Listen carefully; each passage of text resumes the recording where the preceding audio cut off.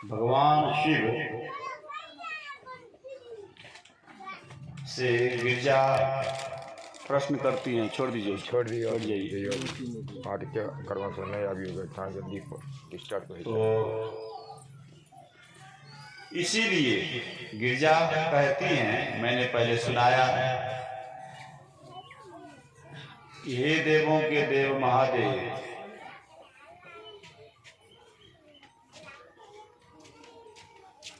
ये संसार में 84 लाख योनियों के अंतर्गत सबसे विवेकशील प्राणी, सबसे बुद्धिमान प्राणी मनुष्य को माना है। लेकिन मेरे अंदर में एक जटिल जिज्ञासा हुई है कि जिसको बुद्धिमान प्राणी आपने बनाया मालिक, लेकिन मेरी दृष्टि में यह अवलोकन करने से विदित हो रहा है कि इससे ज्यादा मूर्ख और कोई नहीं होगा। भला सोचिए कितनी बड़ी विषमता लग रही है, और ऐसी विषमता की स्थिति में भ्रांतियां भी होती है। और ये विषमता का स्थिति आपको भी समझ में आ रही होगी कि सही में विषम स्थिति है। जहां विवेकशील प्राणी कह करके हमने बनाया इस संसार में मनुष्य को, और उसको आप या कोई भी मूर्खता सिद्ध करे तो जरूर विषम समय है। तो कहेंगे कि मूर्ख कौन होता है? जो अपने लाभ को नहीं देख पाता है और सही लाभ नहीं उठा पाता है। क्या वो लाभ के बदले अगर लाभ नहीं उठाया है तो इसका मतलब वो हानि में है। उसका बोलने की जरूरत, हानि दिखाए बिना भी हानि विदित हो रहा है। अगर लाभ नहीं तो फिर हानि अवश्य। तो यहां लाभ क्यों दिखाने की जरूरत पड़ी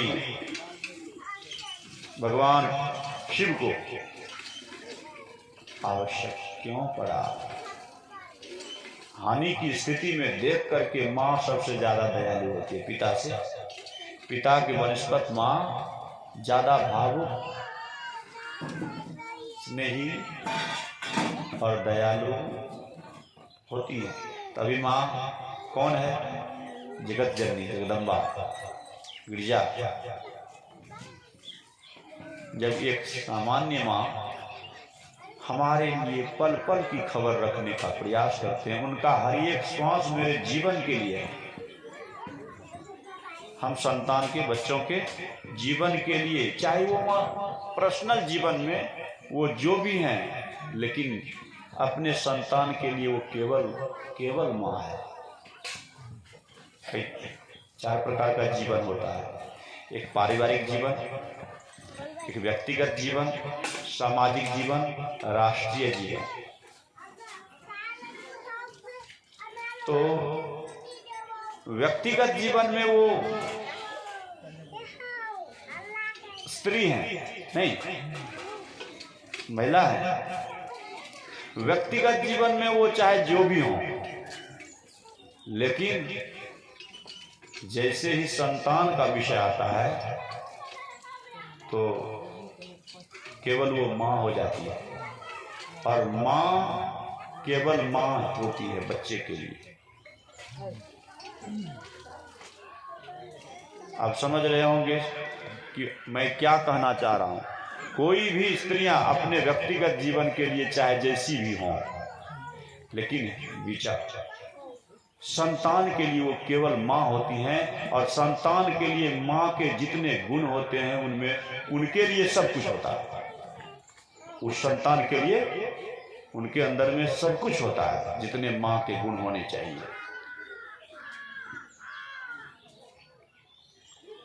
हाँ, उस माँ के गुण से गुणान्वित होने के कारण वो लाभ देना चाहेंगी, तो भले कुछ ऐसी व्यक्तिगत जीवन की कमियों के कारण वो लाभ देने से वंचित रह जाएंगे, लेकिन चाह होगी उनको। जैसे नीति सूत्र कहता है, ऋण करता पिता शत्रु, माता च व्यभिचारिणी।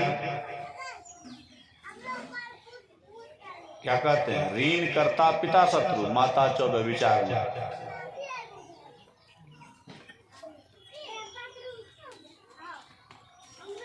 तो इसमें नीति सूत्र में कहते हैं, अगर अपने व्यक्तिगत जीवन में शुद्ध परिशुद्ध जीवन जीती हैं, सदाचार पूर्ण जीवन जीती हैं, ऐसी माँ अगर हम संतान के लिए, मेरे दुख के लिए, हम बच्चों के संतान के दुख को देख करके एक बार वो आंसू बहा दे, तो सोचिए कि फिर परिणाम क्या होगा। ऐसी माँ अगर अपने संतान के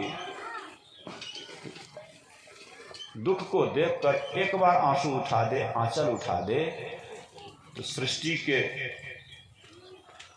सृष्टिकर्ता का सिंहासन डगमगाने लग जाएगा और उसका तत्क्षण उनकी आवश्यक व्यवस्थाओं की परिपूर्ति हो जाएगी। ये हमारा भारतवर्ष का ऐसा बहुत सारा इतिहास रहा है, प्रमाण के रूप में, कथा के रूप में। सेव्या की कथा आप लोग जानते हैं।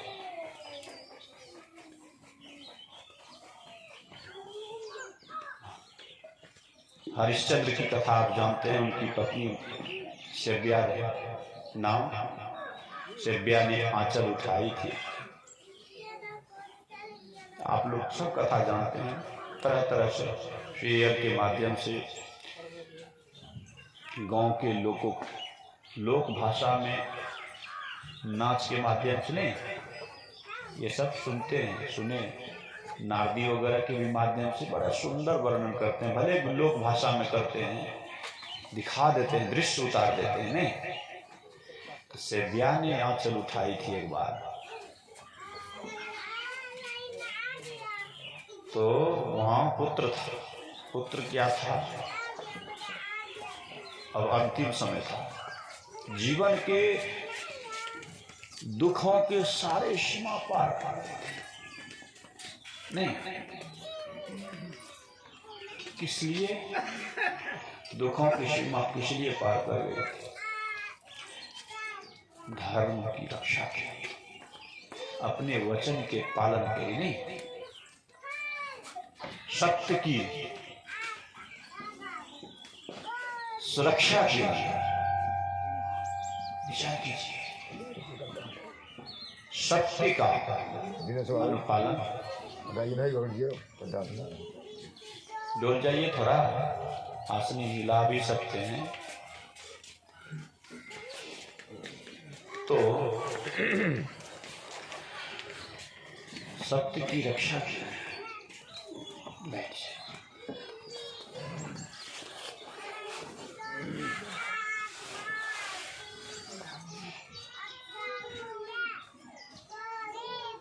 आंचल उठाई थी।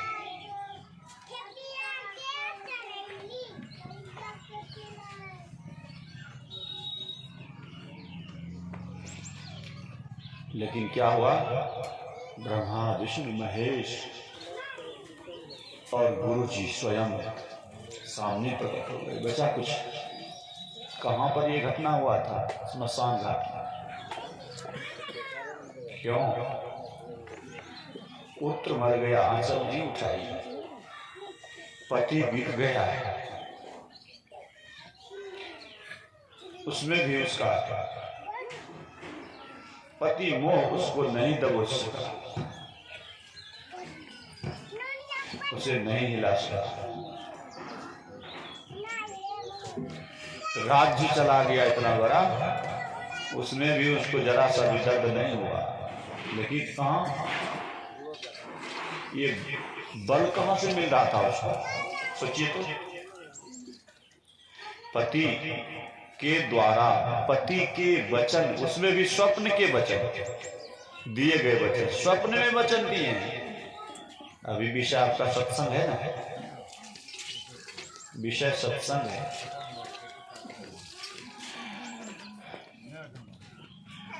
सत्य में दो शब्द है, सत्य और संग। देखिए, एक सत्य, हमारा वचन सत्य हो,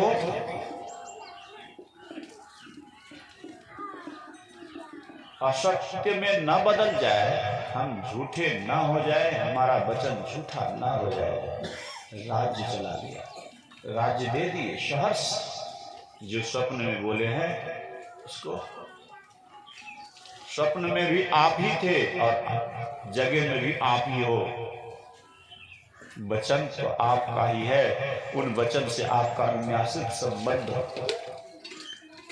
है, ये समझना चाहिए। दे दिए,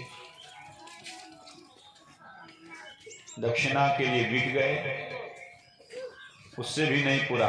पत्नी को आजकल, पत्नी व्यक्तिगत जीवन में ऐसे कितनी पत्नी मिलेगी जो पति के वचन के पालन में वो बिक जाएंगी, फिर भी पति का स्नेह बरकरार रहेगा। कितना % मिलेगा? 1000 में 1 का जो मिल जाए।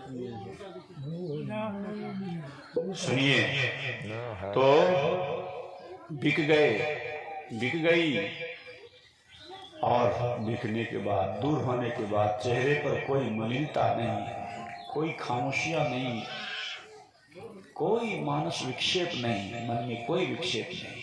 ऐसा क्यों हुआ, ऐसा क्यों किया, हे भगवान ये क्या जीवन रहा, कुछ नहीं, कोई शिकवा शिकायत नहीं, उस मालिक से भी नहीं।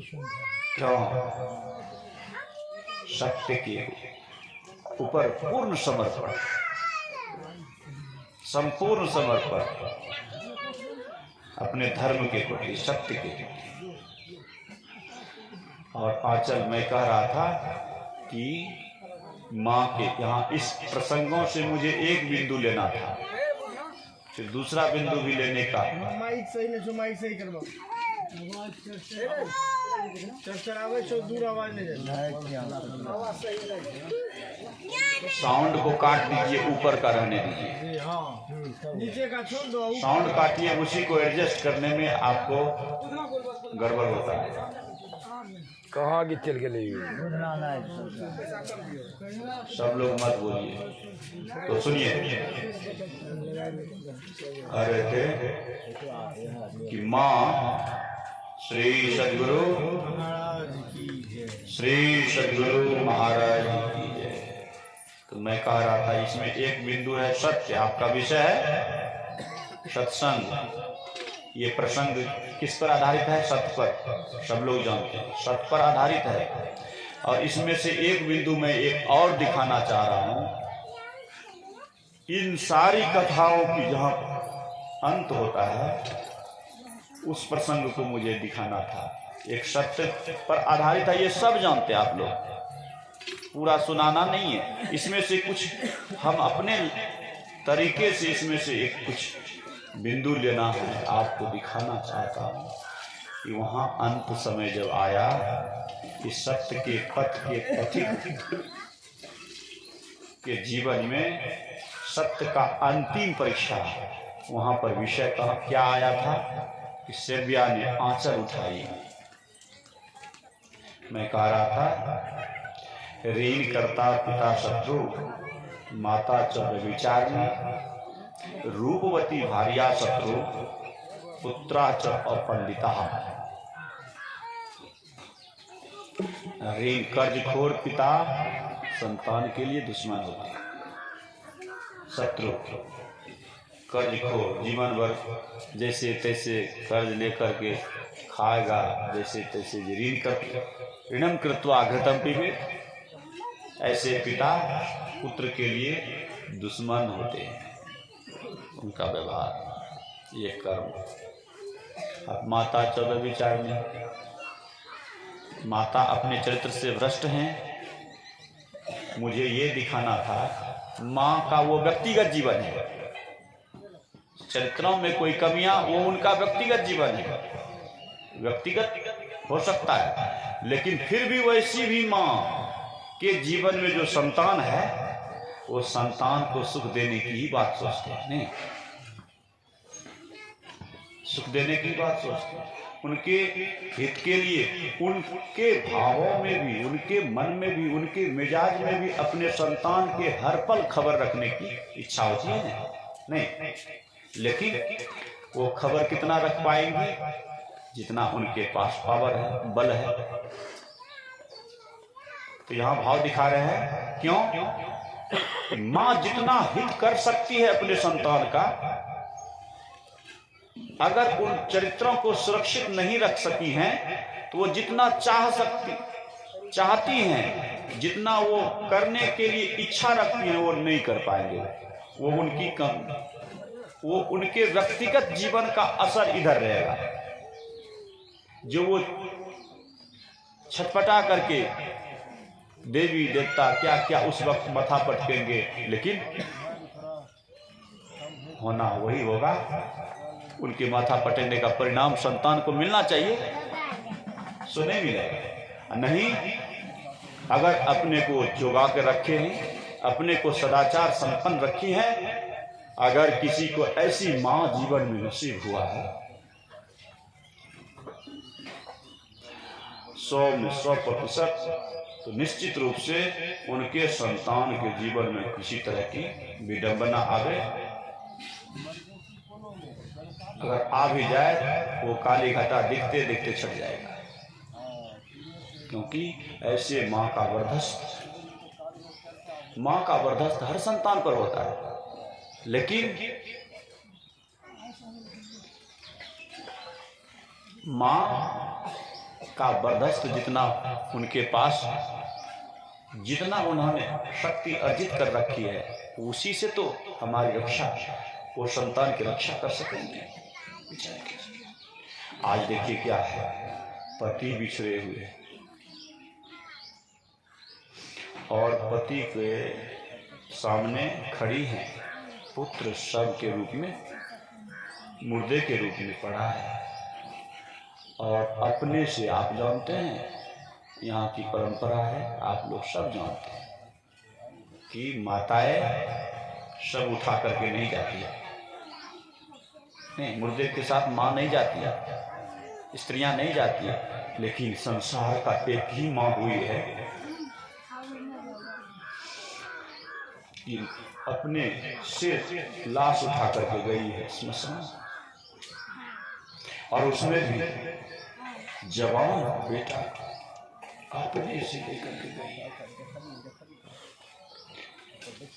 समझ सकते हैं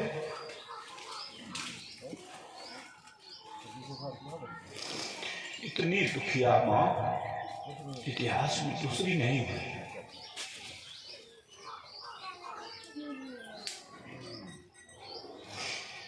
दूसरी मां नहीं हुई, लेकिन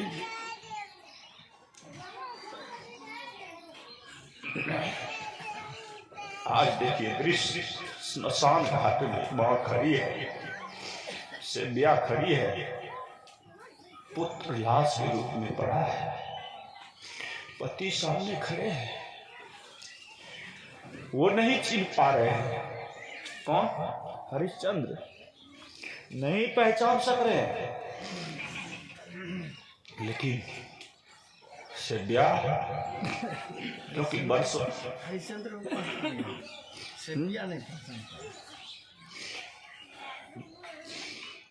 उसमें हरिश्चंद्र के आवाज से, क्योंकि वो जानते थे कि अमुक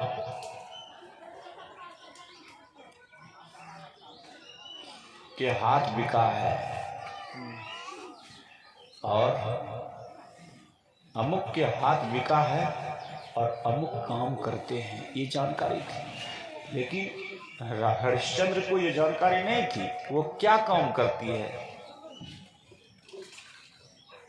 और यह उनके समझ से बाहर इसलिए हुआ, यह कभी कल्पना अपने जीवन में नहीं कर सकता था मेरी सेव्या के साथ ऐसा दिन आएगा, जल्दी कोई पिता अपने पुत्र के लिए ऐसा सोच नहीं सकते। ये मेरे सामने में मेरा पुत्र होगा और मेरी पत्नी उस जवान बेटे का लाश लेकर के स्मशान पहुंचेगी। ये कल्पना के लायक है क्या? ये कल्पना किया जा सकता है? नहीं। और वेशभूषा, वेश और शारीरिक परिवेश दोनों बदला हुआ था, दोनों का, सेव्या का भी, हरिश्चंद्र का भी। लेकिन हरिश्चंद्र को भी देख करके ये नहीं पहचान सकी थी। जब ये बोलना शुरू किया, संवाद शुरू किया, तब ये समझ गई ये क्या कहा। देखो देवी, बोला कि इसका दाह संस्कार कर दीजिए। बोले दाह संस्कार करने का कुछ विधि है, नियम है, तुम्हें यहाँ का नियम पूरा करना पड़ेगा, कुछ देना पड़ेगा। बिना दिए, कहा कि हमें कुछ दे आपको, ये मेरे पास कुछ भी नहीं है। कहा कि ये मेरा कर्तव्य है, कुछ भी दुख हो तुम्हारे पास, कितना भी दुख हो, मैं अपने कर्तव्य से तुम्हारी स्थिति को देखकर, ठीक है तुम्हारी दर्दनाक स्थिति है, तुम्हारी दयनीय स्थिति है, लेकिन तुम्हारी दयनीयता मेरा पथभ्रष्ट का कारण बन जाए, ऐसा नहीं हो सकता। मैं अपने पथ से भ्रष्ट नहीं हो सकता। तुम्हारी दयनीयता को हम समझ सकते हैं, लेकिन समझते हुए भी हम अपने सत्य को नहीं छोड़ सकते हैं, क्योंकि मैं अपने मालिक के नजर में हम झूठा साबित हो जाएंगे, मैं छद्मी साबित हो जाएंगे। ये सारी बातें बोलने में वो परख लिया, ऐसे बोलने वाला कोई समान नहीं हो सकते। जो काम करने वाला ये व्यक्ति है, जो कर रहा है, ऐसे काम करने वाले व्यक्ति का इतना महान सोचो, ये हमारे वही महान सत्यनिष्ठ हो सकते हैं और कोई नहीं। इससे इसको समझ का सूत्र मिला, इससे सेव्या को समझ की सूत्र मिले, जो वो समझ सकी ना इतना सत्य के प्रति निष्ठ सामान्य जन नहीं हो सकते। और ऐसे काम को करने वाली मन में सोच लिए, आवाज जो किए, और वो बात करने के क्रम में उनके चेहरे को परख रही थी, और वो कुछ चिन्ह था हरिश्चंद्र के कंधे पर, गले और कंधे के बीच में कुछ चिन्ह था। उस चिन्ह को देख करके वो पहचान गई, और चिन्ह भी मिला जब उनकी आवाज, उनकी सत्य के प्रति निष्ठा देख करके उनको लगा कि शायद वही है। और तब फिर उन्होंने चिन्ह मिलाया, हृदय दिन होने लगे। फिर सोचे, हम उनकी धर्मपत्नी हैं, हम उनके धर्म के सहयोगिनी हैं। आज अभी इस वक्त अगर मैं अपना परिचय दे दूं, ये जितनी निष्ठा दिखा रहे हैं, हो सकता है इनका ममता भड़क जाए, तो हम इस जगह हम इसके पथभ्रष्ट का कारण बन जाऊंगी। हो सकता है इस दर्द को न सह सके और वो मुक्त कर दे। जो अभी सत्य का, अपनी कर्तव्य का व्याख्यान दे रहे हैं, वो हो सके निर्णय बदल ले। ये मेरा धर्म पत्नी के दायित्व से बाहर माना जाएगा। धर्मपत्नी धर्म के सहयोगी नहीं होती है, हम धर्म के, इसलिए मुझे यहाँ संभलना चाहिए। भीतर ही भीतर वो विचार करके संभल गई, इसे अभी यहाँ नहीं करना चाहिए, जिस रूप में है उसी रूप में इन्हें रहने देना चाहिए। तब कहते हैं कि भगवान आपका कहना सही है, मुझे देना जरूरी है, लेकिन मेरे पास कुछ नहीं है, मेरी व्यवस्था है, थोड़ी मेरी व्यवस्था को समझिए। कहा कि मैं कुछ भी समझने में सक्षम नहीं हूं, बस मुझे चाहिए तो चाहिए, कुछ भी दो देना पड़ेगा तभी तुम दाह संस्कार कर सकती हो। अब देखिए मुझे जो दिखाना था प्रसंग से, कहा हे परमात्मा, बोले मेरे पास यही एक साड़ी है जो मेरे बदन में लिपटा है, इसके अलावा मेरे पास कुछ नहीं है। अगर कहते हैं तो कफन के रूप में यही साड़ी हम चीर करके देते हैं। उसी वक्त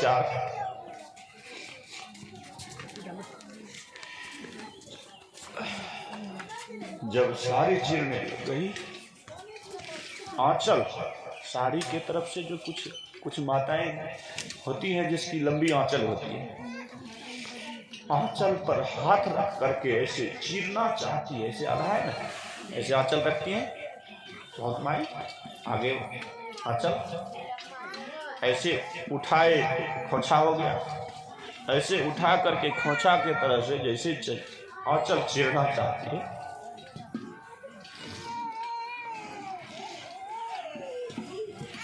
हृदय फट गया, आंखों में आंसू आ गया।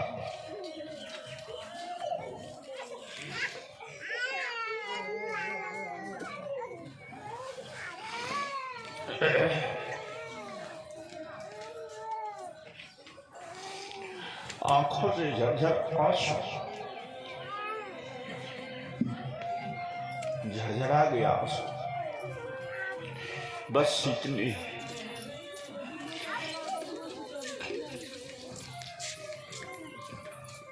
मन ही मन कहती है, हे परमात्मा, मैं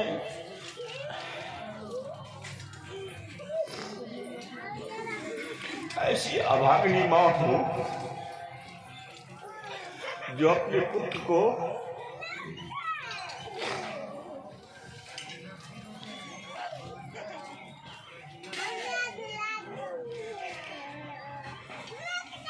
जो मां के लिए बिल्कुल जितनी शास्त्रीय सूत्र मां के विरुद्ध है वह सब मेरे नाम से कर दे। मन ही मन विचारती है,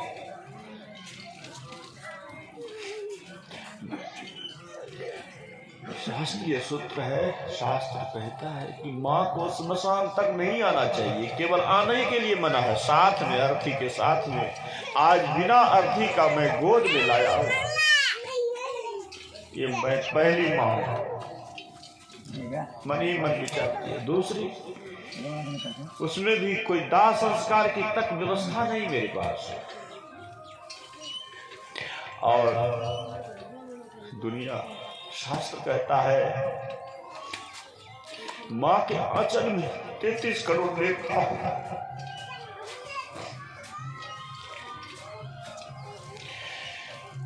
जिस मां के आंचल में 33 करोड़ देवताओं का निवास होता है, आज वह आंचल मां फर रही है, और बेटे के लिए मां आंचल फाड़ रही है। जो आंचल बेटे के आशीर्वाद के लिए उठाई जाती है, वह आंचल आज फाड़ी जा रही है, बेटे के अंतिम दिन के लिए फाड़ी जा रही है। मन ही मन चिंतन, यही 2-4 शब्द चिंतन करते हुए आंचल पर ऐसे हाथ रखती है कि ऊपर से देखते ब्रह्मा विष्णु महेश, और वो ऊपर से नीचे की ओर पधार रहे हैं। सामने ब्रह्मा विष्णु महेश खड़े हो गए। बगल में देखते हैं कि अपने बाँ के बगल में गुरु जी भी, जो स्वप्न में लिया था, बगल में गुरु जी भी सामने खड़े हैं। आज गुरु जी बगल से कहा, बस करो बेटी, बहुत हो गया, आंचल नीचे करो, देख लीजिए। आंचल उठाए, ब्रह्मा विष्णु महेश नीचे आ गए। 3300 करोड़ों के सरदार धरातल पर। कहा कि बस ये तुम्हारी परीक्षा का ये समय चल रहा था। मेरे कहने का यहाँ भाव था, एक माँ अपने संत जो होती हैं, एक माँ जो होती हैं, वह अपने संतान के लिए केवल माँ होती है, लेकिन माँ अपनी वास्तविक मातृत्व का, माँ अपनी वास्तविक मातृत्व का प्रभाव अपने संतान को प्रवाह कर सकती है। उस अपनी शक्ति का जो कैसे होगा, तो वहां व्यभिचारणी की जगह पर सदाचारणी लगाना पड़ेगा ना। अगर ऐसी माँ है तो कोई भी माँ, मैंने कहा कोई भी माँ होती है, तो जिसके पास ये बल होगा वो अपने संतान के दुख की घड़ी में एक बार आंसू बहा देगा, उसका आंसू का एक बूंद व्यर्थ नहीं जाएगा। इसलिए तो कहा, गुरु पितु मातु प्राण सम जाके, चारि पदार्थ करतल ताके। का भाव है, अपने माँ, अपने गुरु,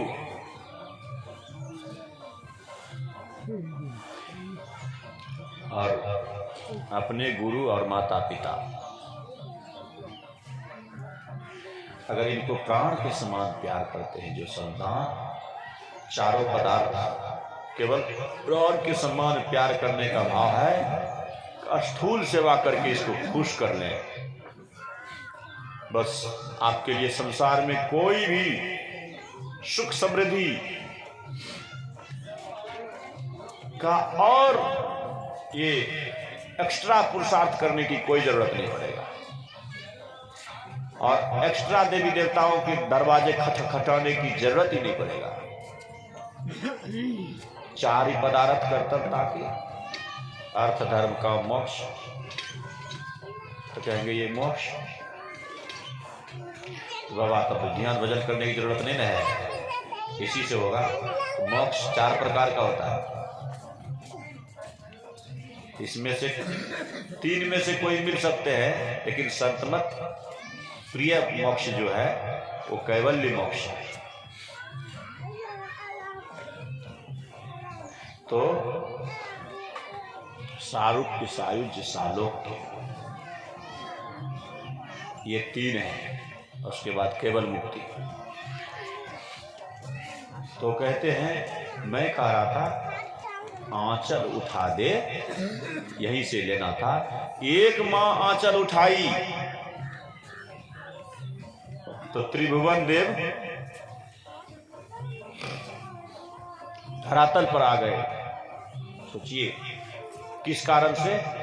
सत्य। इसीलिए तो किसी ने कहा आपका विषय सत्संग है। गौतम, जवालिक, व्यास, वामदेव, कपिल, कनाद से ब्रह्मज्ञानी थे।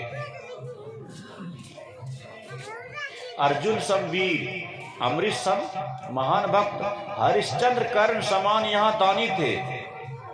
देखिए भारत का इतिहास। नारद सम संत, सती सीता अनुसुईया सम, सत्य सदाचार पूर्ण एक एक प्राणी थे। ऐसा था हमारा भारत का भाग्य अतीत काल, सुयस यहाँ के देवलोक की कहानी थी। ऐसा था हमारा भारत का भाग्य अतीत काल, यानी पीछा भारत का पिछला हिस्सा। ऐसा था हमारा भारत का भाग्य अतीत काल, सुयस यहाँ की देवलोक की कहानी थी। यहाँ की कहानी को गुनगुनाना पड़ता था स्वर्गलोक में देवताओं को। इस मृत्युलोक में कहेंगे, इस मृत्युलोक में तो बाबा सब आ जाता है, पूरी दुनिया। मृत्युलोक कहने से केवल भारत नहीं आता है, लेकिन इसलिए तो हमारे सुभाषितकारों ने स्पष्ट करके वर्णन किया है। ऐसा था हमारा भारत का भाग। इस भूगोल में बहुत सारी लंबी चौड़ी ये धरती है, लेकिन भारत का भाग जो है, इस धरती पर दुनिया के बहुत सारे देश हैं, लेकिन इसमें भारत का जो भाग है, ये धरती भारत का भाग अतीत काल यहाँ का देखिए, पीछे का भूतकाल बीता हुआ समय ऐसा था कि यहाँ की कथाओं को बड़ी रुचि से सुनी जाती थी। यहाँ की चर्चा वहाँ देवता लोग करते थे। वहाँ पर ऐसे हैं, कहेंगे ऐसा कहा प्रमाण है क्या? यहाँ की कथा, यहाँ का प्रसंग सुन करके, अभी हम लोगों के भारत की कुछ चर्चाएं सुन करके पड़ोस देश कभी कभी कूढ़न होता है, जलन होता है। नहीं, आपको याद दिलाते हैं थोड़ा। जब ओबामा जी अमेरिका के प्रेसिडेंट थे, उस वक्त जब यहाँ से निमंत्रण दिया गया भारत आने के लिए, तो उन्होंने एक बार में स्वीकार किया।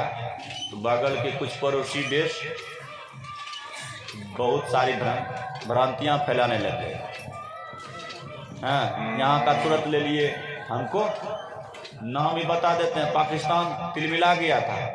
हम बहुत बार के नहीं आए, भारत कहा तुरंत आ गए, ये मुंहदेखली करते हैं, ऐसे वैसे बहुत सारे बात जलने लग गए पड़ोसी। सुनिए, ये जलने वाली परंपरा आज की नहीं है हमारे देश। अभी ये भी आपका पाठ में आया, धन्य सो देश धन्य क्यों है? धन्य सो देश जहाँ सुरसरी, तो सुरसरी केवल गंगा के जल के कारण देश महान है, सो नहीं। अरे गंगा जल के सहारे एक से एक उस गंगा जल का पान करने वाला गंगा से भी कई गुना पवित्र हो चुके। जिस गंगा को दुनिया पवित्र मानता है, उसी गंगा जल को पान करके वो अपने को इतना पवित्र बना लिए, इतने पवित्र बना लिए, गंगा से कई गुना पवित्र हो गए, जिसके लिए कि फिर गंगा को भी तड़पना पड़ा। आइए मेरे में चरण तो कम से कम रख दीजिए, तब मेरा कल्याण। ये है